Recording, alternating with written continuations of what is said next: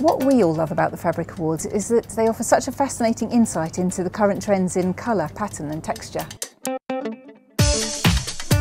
The hundreds of designs that are submitted set the tone for features we plan for the forthcoming issues.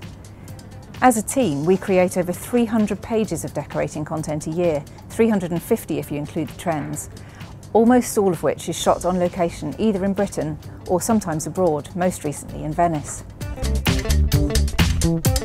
Needless to say, it's a hugely important part of what we do because it allows us to create stories that are not only in tune with the current mood, but which are also completely unique to homes and gardens. My overall impressions of the designs today have been that they're very eclectic, very colourful, larger scales. There are lots of illustrators that are now becoming textile designers and also graffiti artists. There's an Englishman, I think, working in New York for Kirkby Design who's done a very eclectic bunch of designs and would look fabulous on just a single chair within a room. There's a huge variety and I think that's really exciting. I'd rather that than feel like there was a really strong direction that was being taken by all the fabric designers. There was a period where it was pure geometrics and I think that's past, and possibly the ikat fabric phase is also waning, but with a new interest possibly in antique textiles, so there's a kind of tribal motif that maybe was coming up more than I've seen historically in collections. Mostly a huge dichotomy of styles, a lot of bright colour, joyful patterns, all sorts of things that I've noted in particular with embroidered fabrics that I think are significant this year. Good collections all round, the wovens are good, and we have to remember all those small little mills in this country, in the Hebrides, in Ireland and in Scotland, and some of those woven fabrics and tweeds that they make are very necessary in a room.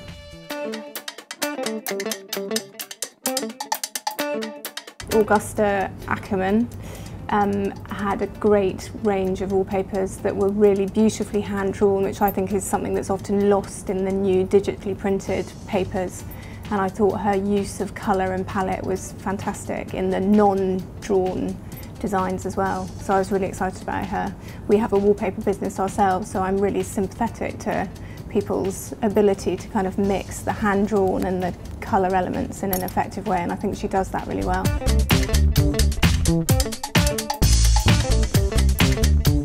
It's the designers who are the ones to watch for the future, and I'm glad to see that Pippa Cayley has done very well this year. She's a very good designer, has now brought her own fabric collection out and works well with the pliqué. She's a Royal College of Art student, and I think that we should be backing our young designers as much as possible.